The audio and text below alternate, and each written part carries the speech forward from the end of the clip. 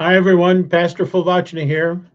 Welcome to our broadcast studio at Christ the King Lutheran Church in Danville, Virginia. Hope that you are having a blessed week and you're making your way into the new year with God's blessings. Listen, tomorrow, Wednesday, January the 6th, is Epiphany, and Christians around the world will be celebrating that wonderful, remarkable event, which we call the visit of the wise men or the Magi. We ourselves will not be having a worship service like a lot of other churches. We are not doing midweek services at this point in time. And this coming Sunday, according to the lectionary that we're following and the pericopes, those are the readings for Sundays, is already the baptism of our Lord. So I don't want the visit of the wise men to go by without some comments. So I'm offering some Epiphany thoughts in this video. I'm going to read the account of the visit of the wise men from St. Matthew's Gospel. I'm in chapter 2, and I'm going to read the first 12 verses, 1 to 12 of Matthew chapter 2. Jesus was born in the town of Bethlehem in Judea during the reign of King Herod. About that time, some wise men from eastern lands arrived in Jerusalem asking, "Where is the newborn King of the Jews? We have seen his star as it arose, and we have come to worship him." Herod was deeply disturbed by their question, as was all of Jerusalem. He called a meeting of the leading priests and teachers of religious law. "Where did the prophets say the Messiah would be born?" he asked them. "In Bethlehem," they said.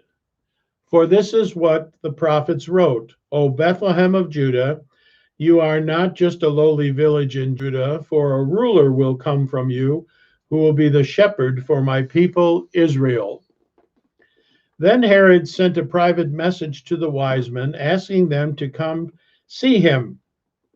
At this meeting, he learned the exact time when they first saw the star. Then he told them, "Go to Bethlehem and search carefully for the child, and when you find him, come back and tell me so that I can go and worship him too." After this interview, the wise men went their way. Once again, the star appeared to them, guiding them to Bethlehem. It went ahead of them and stopped over the place where the child was. And when they saw the star, they were filled with joy. They entered the house where the child and his mother Mary were, and they fell down before him and worshiped him. And then they opened their treasure chests and gave him gifts of gold, frankincense, and myrrh. But when it was time to leave, they went home another way because God had warned them in a dream not to return to Herod. So there's Matthew's account of the visit of the wise men. And it's a pretty neat thing that we have to take note of. I always like to contrast the visit of the wise men visiting Jesus in Bethlehem with the visit of the shepherds of Jesus in Bethlehem. And a couple of things to take note of. Number one, the shepherds were invited to come and visit Jesus by invitation from an angel and a host of angels who were praising God and glorifying him. And they were given specific instructions saying, "You'll go to Bethlehem and you search for the child, and you'll find him lying in a manger, wrapped in swaddling clothes." The wise men made their way to Bethlehem following a star. There wasn't an angel that appeared to him, at least that's not in the record that we have. In fact, when they got close to Bethlehem, as far as Jerusalem, what the wise men did was to stop in Jerusalem and go to King Herod's palace and seat of government and inquire there where they might find the newborn king. You can just imagine how King Herod, who was the sitting, ruling, reigning tyrant king of Israel at that time. You can imagine how he reacted. But because he was a very shrewd politician and a shrewd king, he masked his outrage and his concern, and he played along with the wise men, even bringing his teachers of the law and the experts on Old Testament prophecies together and getting from those men the information that the wise men need to leave Jerusalem and make their way to Bethlehem. It's two very different ways that two very different groups of men made their way to Jesus. One other thing I would take note of, the visit of the shepherds to Jesus, clearly Jesus is an infant wrapped in swaddling clothes. We don't know how soon after his birth it took place, but we do know the visit from the shepherds was pretty soon after Jesus was born.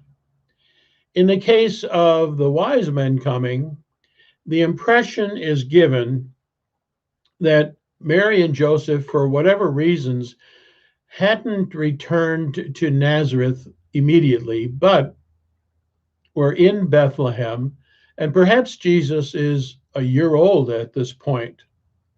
We do know that it's from Bethlehem and not Nazareth that Joseph takes Mary and Jesus and flees into Egypt for a couple of years in order to protect Jesus from the terrible slaughter of young boys that King Herod would initiate, because he just didn't want to take a chance that a child king was out there and that the people would be taken by that and overthrow him. So it's a fascinating thing. We wish maybe we had a few more details, but there are plenty here to take note of. One other thing that I would take note of is the star that the wise men followed. And there's been an awful lot of writing, especially in recent weeks about the conjunction of several stars lately. And those who've lived in parts of the country where it's been clear, they've had a really nice view of, I think it's Jupiter and Saturn coming together. There is a record that says somewhere shortly after Jesus' birth, we don't know exactly what year, there was a conjunction of three stars, Jupiter, Saturn, and Mars. And some would say that became the Star of David, the Bethlehem star that led the wise men to the Christ child. We don't know that for sure. My comment to that would be God doesn't need two or three stars to align according to the laws of nature or physics or astronomy, astrology, or anything else. If he wants that to happen and that to be the star that takes the wise men, that's fine. But also, if God simply establishes a new star in the heavens and has it move in a direction that he finds pleasing and helpful, he could very well have provided a new, separate, intentional star that had a single purpose. And when that purpose was fulfilled and the wise men had finally arrived at Bethlehem, then that star could have just been removed from the heavens. I think it's really, really important for us to acknowledge that the original text, Matthew in the Greek, makes it very clear that the star took the wise men to the exact place, and we use the word house here, where they found Jesus. So if you like to do Google Earth and you like to do satellite images or drone images, and you like to look up a specific address, maybe a house that you lived in years ago, and you're wondering if it's still standing or what condition it's in, and you Google and you pull up some real-time images. I like to think of the wise men having been the first to be able to have some kind of an instrument that helped them go right to the place where Jesus was. Today, we have to use technology. Those are just a few thoughts. You know, it's interesting, as some Christians around the world, some in what we call the Eastern Orthodox rite, look at Epiphany as the time when Jesus is presented to the wise men. And I like that terminology because it makes me think a little bit. So the flow can either come from the wise men to Jesus, or in this particular case, Jesus being presented to the wise men and presented as a kingly figure, but also a religious figure. Now, in our time, we live in a time when there's a pretty stark separation of church and state. And so we don't often have religious figures, people serving in government roles. It does happen, but not very often. And when it does happen, I think there's an expectation, according to our founding documents, that that person will not allow their religious convictions to overly influence their governmental obligations. Well, in the time of Jesus, in biblical times, the religious and the government were intertwined in a way that you wouldn't really expect them to be separate. In the case of King Herod, the problem was he might have been a fairly good earthly king. He did do a lot to rebuild, reconstruct, and refreshen the temple. And the Jewish people, you know, did appreciate that. But he was also a merciless tyrant, and he was a lousy religious person. So it's not unusual that the wise men would have come to the king of Israel to ask where the newborn king would be. That would be both the religious king and the governmental king. But they sure ran into a winner with King Herod. He was anything but a man of God. A couple of other things to take a look at here were the gifts: gold and frankincense and myrrh. A lot has been said about these. Gold, of course, is a gift that was appropriate for an earthly king.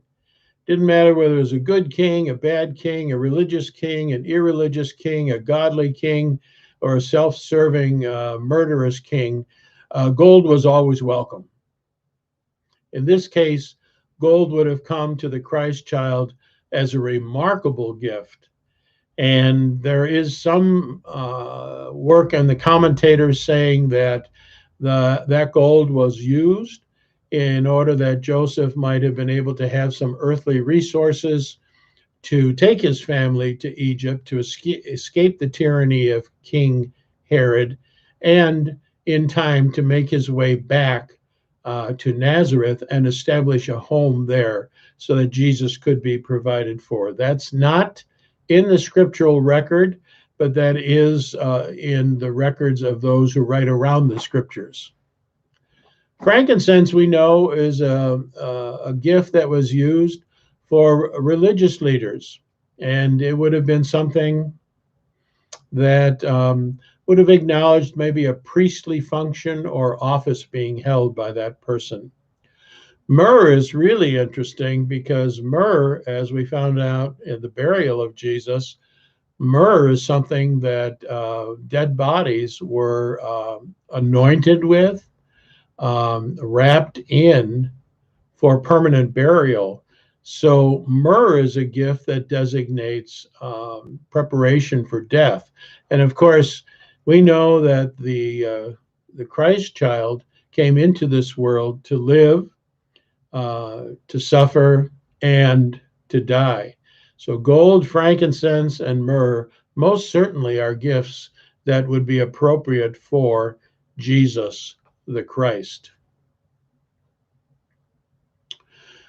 One thing I'd like you to remember too is while the shepherds may not have traveled a long distance to make their way to the manger and to the Christ child, we have the feeling that there were shepherds watching their flocks nearby at night, and that when the angel told them to get down to Bethlehem, it might be a matter of some miles or kilometers. I'm not sure which they used in those days, but it wouldn't have been that far. The remarkable thing about the wise men is that they traveled thousands of miles. And I don't mean hundreds, I mean thousands of miles. They came from the Far East. And there are a number of different parts of the Far East that have been mentioned as places where these wise men may have originated from.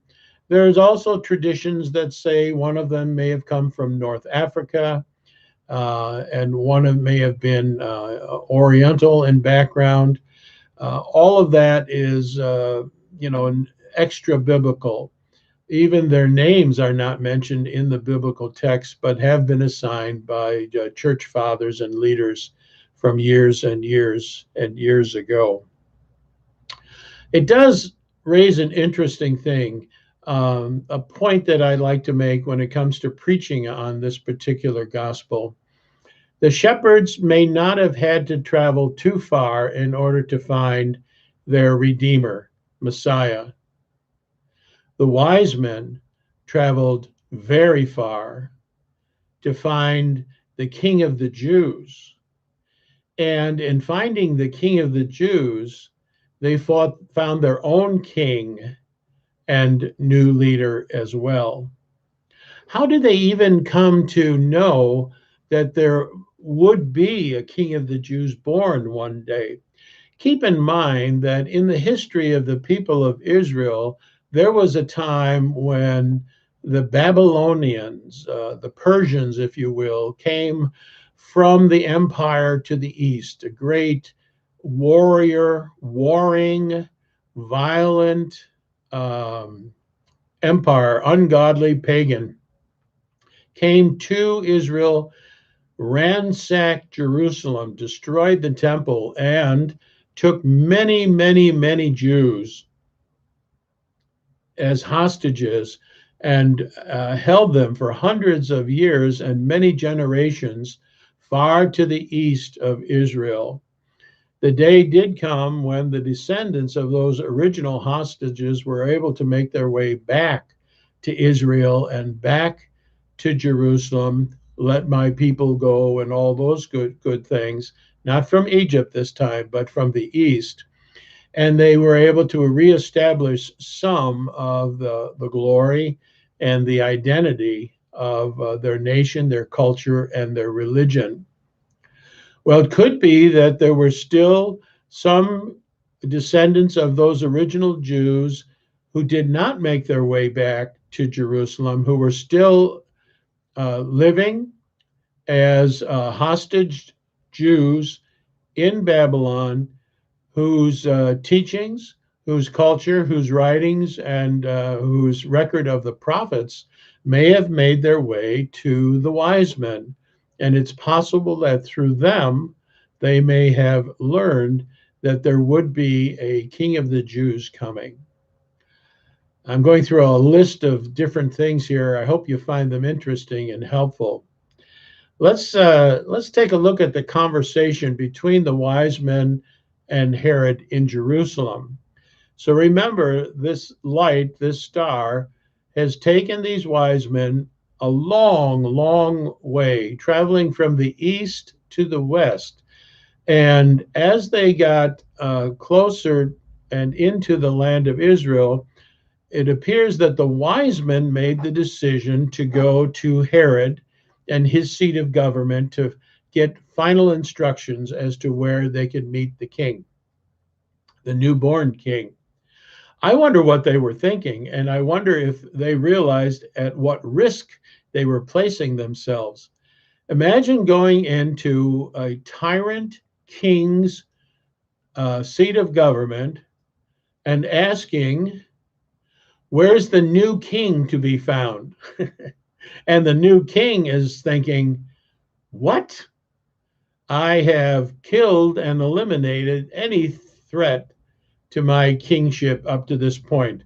And now you three guys come here unannounced, and you want me to help you to find the next threat to my leadership? In a way, I'm really surprised he didn't kill them on the spot. Take their gold, take their frankincense, take their myrrh, and just end it there. But this Herod is shrewd, and he realized that he had to get to the bottom of this whole thing. And so he provided the resource that said, okay, you guys have to get over to Bethlehem now. The star finished its obligation and took him to the very point. And then the wise men who were instructed by Herod to come back to him in Jerusalem on their way east and home were told by God not to go to Herod, but they took a different route. That's why I like to believe that the journey of the wise men is very God scripted. And although it's very interesting to me that 2 or 3 stars may have aligned, put a special light into the heavens around the time when the wise men visited, for me, in my love of the biblical record, see the hand of God leading these wise men, having them journey to Jerusalem and safely from Jerusalem to Bethlehem. God leading the star, leading the wise men to Bethlehem, the very site where Jesus is to be found, and then ultimately God intervening, telling the wise men not to return to Herod, but take a different way home for their safety. I would have liked to have been back home with the wise men when they returned from their long, long journey and reported the news to whomever, perhaps the remnants of the Jews, of the hostage ones who had been there so long ago, perhaps to the rulers and leaders that they were in contact with, and perhaps to other magi, um, students of the heavens and wise men, learned men, and said, yes, this is what happened. I bet you those folks in the audience of the wise men were in awe of what happened and probably surely felt this was a God inspired journey. Just a couple more things before I finish up here. You know that the wise men represent the Gentile population of the world. The shepherds represent the Jewish. You know that the intent was that Christ would first come to his people, Israel. They were the ones whom God had promised would carry the seed of salvation. It's in their grouping of people where King David's earthly kingdom was established and the favor of God was upon him, and his government was good for a long time. But then out of the line and lineage of David would come the ultimate king and religious leader, priestly figure descended from David, whose government would have no end. Jesus came for the Jews first, but even after he was born, and not long after he was born, he was acknowledged by non-Jews. That's an important message. So later on, when St. Paul becomes the apostle for the Gentiles, there is a firm, firm foundation. And this visit of the wise men is a big, big part of that. All right. I just didn't want this Epiphany week to go by without some kind of acknowledgement. I would really appreciate it if you would turn to Matthew chapter 2 and read the first 12 verses and take a little time to go verse by verse by verse. In closing, I just want to say that the wise men can be a tremendous inspiration to us in understanding that many people in this world have traveled long, long, arduous journeys, physically, emotionally, intellectually, and spiritually, to find their Savior King, Jesus Christ.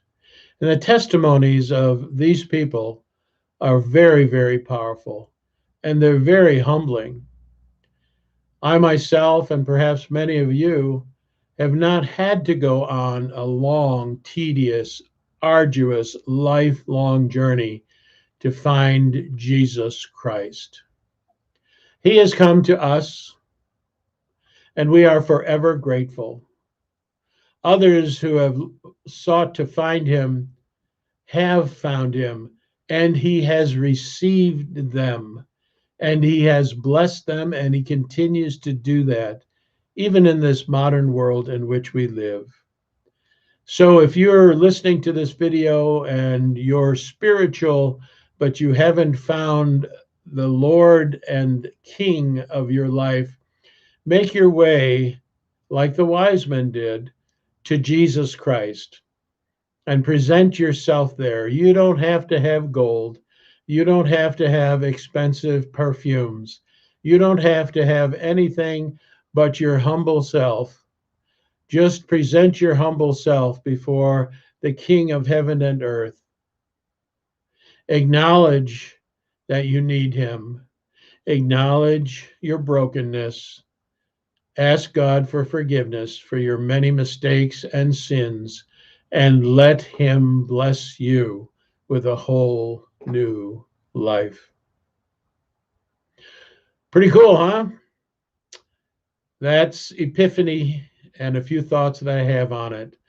I hope you are blessed by this video, and I hope that you tune into some of the others.